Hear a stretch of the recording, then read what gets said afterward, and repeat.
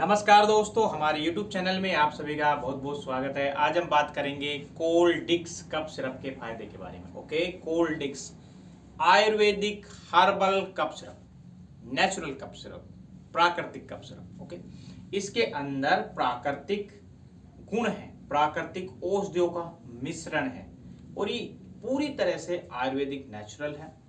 कोई इसके side effect नहीं होती है। पहली फायदा तो इसका यही हो गया। अच्छा, ये जो सिरप है ये खांसी के अंदर काम करती है। खांसी होती क्यों है? खांसी का सबसे मेन कारण है बैक्टीरिया या वायरस।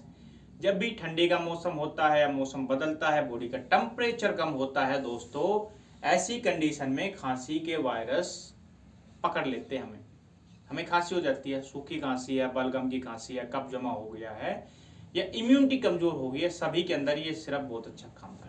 इसका 5 से 6 ml सुबह शाम गर्म पानी के साथ सेवन करने पे कुछ दिनों में खांसी की पूरी तरह से छुट्टी हो सकती है। आज की वीडियो में बस इतना ही।